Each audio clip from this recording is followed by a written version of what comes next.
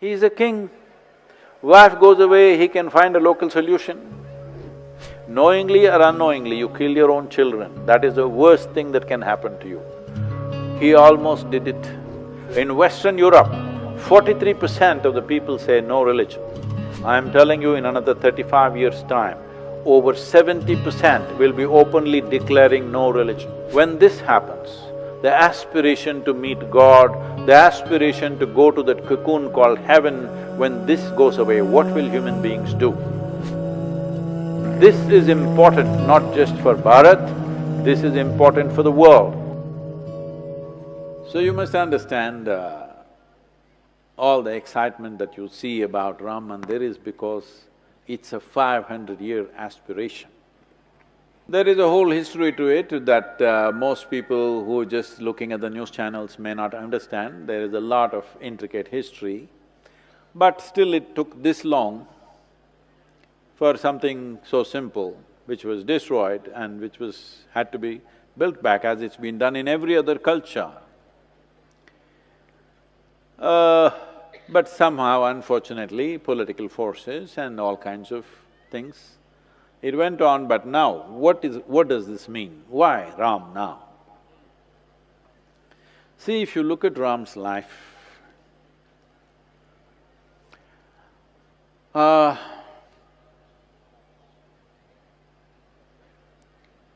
nearly 6,000 plus years, I think, ago, till recently, he still had real estate issues. That long. When he was alive, at the age of 19, he was coronated as a king. But due to some politics, he was banished into the forest.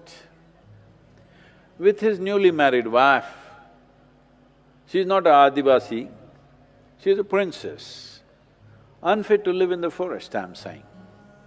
But he had to go, knowing how difficult it is to live in the jungle with this young woman. His brother left his family and he also went because it's not a honeymoon, it is for hardship. Somebody is being sent into the forest not for honeymoon, but to see that their life becomes very hard. So his brother goes with him to assist. And his other brother, who is now coronated, who feels a great injustice has been done to his elder brother, doesn't want to sit on the throne. So when Rama, Sita and Lakshmana are just walking out of Ayodhya at that time, he comes and says, there is… all these artists in Chennai have a funny story about this because there are musical and dance pieces around it, that when he's just leaving to the jungle, his brother says, please give me your footwear, I will place your footwear upon the throne and I will rule in your name, but I will never sit on the throne. This is out of his humility. But when a man is going to the jungle, you take away his footwear. I'm saying how many difficulties. Good people those who intend good things and those who intend evil things, both of them causing lot of trouble to him. Then he goes to the jungle as if that was not enough, as they were settling down, then, here comes from Sri Lanka a visitor and kidnaps his wife.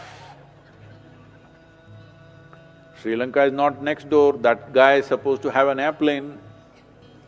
He went away in his Vimana, but Rama doesn't have an airplane. They steal your wife and take her away. Not today, you don't know where is Sri Lanka, you don't know what it is. You have to walk 3,000 kilometers to get to Sri Lanka. But the man makes the journey. He is a king. Wife goes away, he can find a local solution.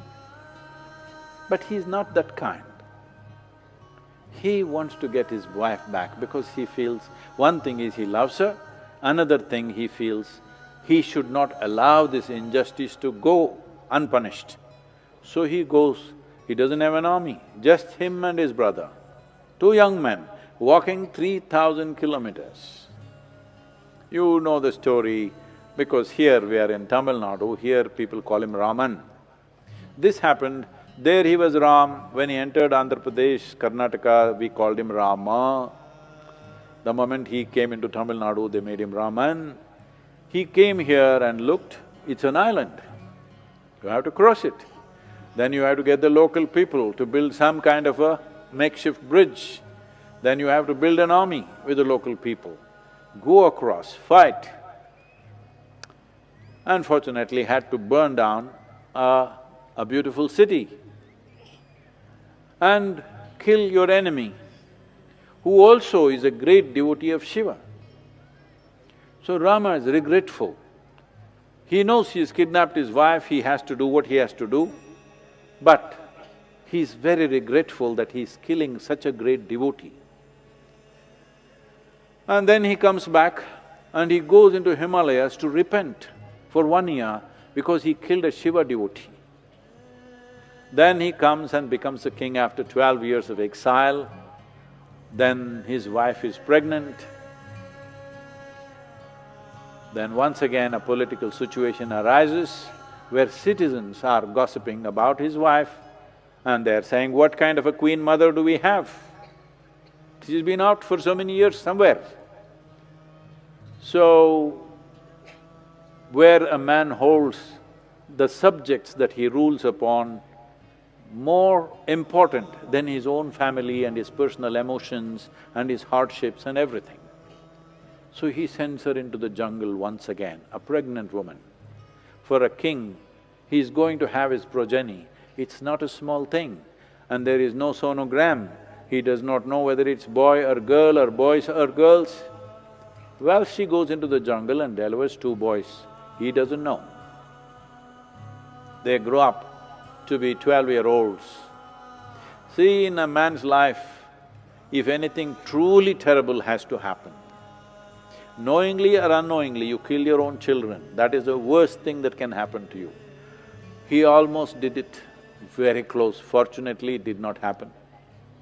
And then he never got to see Sita, she died in the jungle. I'm saying his life is a serial disaster. So why so much spirit about Ram? Because this is a civilization which values mukti or liberation as the highest value. Through all this serial disasters that are happening to his life, he remains unfazed. He is not an insensitive man, he is not a ruthless man, he is very gentle, he is loving, but he doesn't become angry, he doesn't become hateful, he doesn't fill himself with angst and negativity. He does tapasya for having killed his enemy. This is the quality we are bowing down to. When we say Rama, we don't say a god, we say Maryada Purushottam. Purushottam literally means a very superior human being. This is what people have been bowing down to, this is the fundamental ethos of this civilization. So, Ram Temple is not a religious thing, as you know, there are political overtones to it because of so many things, but essentially, it is a civilization reclaimed. It is a civilizational aspect, moving from simplistic belief systems of there is a God somewhere and he will take care of everything for us, or he will take us to heaven, from that to individual human beings working for their emancipation, individual human beings longing and seeking their liberation, how to transcend the limitations of our physiological and psychological processes, that even when we are alive here, how to be beyond that. So any human being, if he rises beyond that, not being in a cocoon of protection, being out in the world, even fighting a battle, how to fight a battle without anger, without hatred, this is what he displayed. He fought battles very fiercely, but without anger, without hatred, without any kind of angst against the enemy that he was fighting. So this if you do in your life, you also become a Maryada Purushottam. So here, it is not about gods descending from heaven. This is a civilization where human beings can rise to become divine. This is the possibility, this is the yoga, this is the spiritual process, this is the land. And this is important not just for Bharat, this is important for the world. See, in my estimate, in the next 35 to 40 years, at least minimum 70% of the people will not ascribe to any religion. Dogmatic religion will be out in the next generation.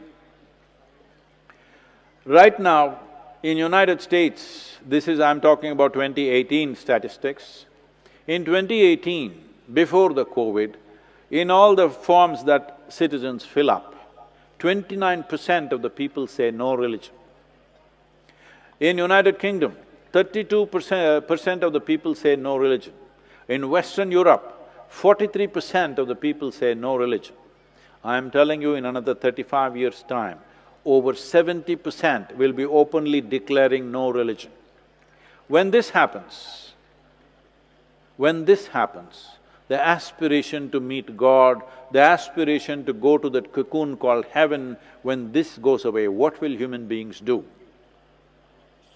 One thing is, they can become alcoholics, drug addicts and crazy things, doing all kinds of stuff, or they could become meditative. I have already asked you this question, I am asking you once again. M for mental illness, M for meth, M for marijuana, M for meditation. What are we going to make out of this world? This is the important responsibility. In this direction, this Ram Temple and similar structures which represent that quality is important, but because people need iconic representations to aspire for that.